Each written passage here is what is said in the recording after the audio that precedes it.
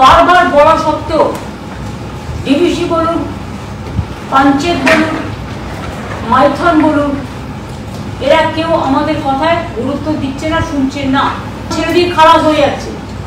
কিন্তু নিজেদের যে দায়বদ্ধতা এবং দায়িত্ব, 15 বছর ধরে আমরা লড়াই করছি, 14 বছর ধরে, কিন্তু লড়াইয়ের কোনো যাচ্ছে না। আমাদের এখান থেকে টিম গেছে, অনেকবার দেখা করে এসছে, ইরিগেশন ডিপার্টমেন্ট বারবার বলেছে, আমি নিজে প্রধানমন্ত্রীকে চিঠি দিয়েছি, ইরিগেশন ডিপার্টমেন্টকে চিঠি দিয়েছি। প্রত্যেকবারই বর্ষাকালে বাংলা প্লাবিত হলে ডিভিসির জল ছাড়াকেই দায়ী করেন মুখ্যমন্ত্রী মমতা বন্দ্যোপাধ্যায়।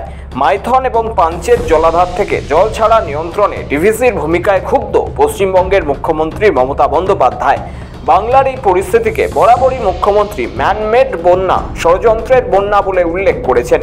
কিন্তু এবারের বাংলার পরিস্থিতিতে ডিভিসিকে কাঠগড়ায় দাঁড় করিয়ে মুখ্যমন্ত্রী সামাজিক মাধ্যমে লেখেন, কেন্দ্রের দ্বারা পরিচালিত এই সংস্থাটি ক্রমশ আরও বেশি করে বাংলা বিরোধী হয়ে উঠছে। সারা ভারতে কেন্দ্রীয় সরকার যে বাংলা বিরোধী পরিবেশ তৈরি করার চেষ্টা করছে, তার সঙ্গে সাযুজ্য রেখে এই পরিস্থিতিকে দেখতে হবে। বেশ কয়েকদিনের টানা বৃষ্টিতে রাজ্যে বন্যা পরিস্থিতি, বানভাসী পশ্চিমাঞ্চলের জেলাগুলি।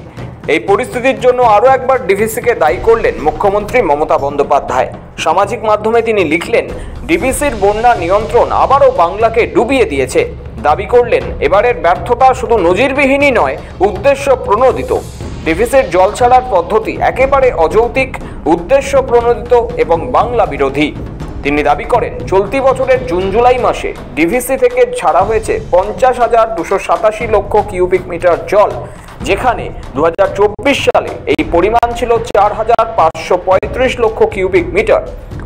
11 গুণ বেশি জল ছাড়া হয়েছে গত বছরের তুলনায়, আর 2023 সালের তুলনায় তা 30 গুণ বেশি। মমতার অভিযোগ, এটা কোনো প্রাকৃতিক দুর্যোগ নয়, এটা সম্পূর্ণভাবে একটি ম্যানমেড বা মানুষের তৈরি বিপর্যয়। দক্ষিণবঙ্গে বন্যা ঘটানোর জন্য এটা একেবারে পরিকল্পিত চেষ্টা।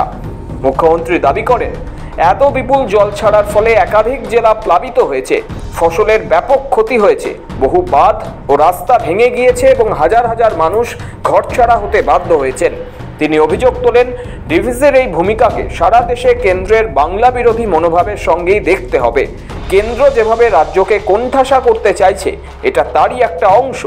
শেষে তিনি লেখেন, বাংলায় পরিকল্পিতভাবে বন্যা ঘটানো হচ্ছে, এই ষড়যন্ত্র অবিলম্বে বন্ধ হওয়া দরকার। ব্যুরো রিপোর্ট, সময়, কলকাতা।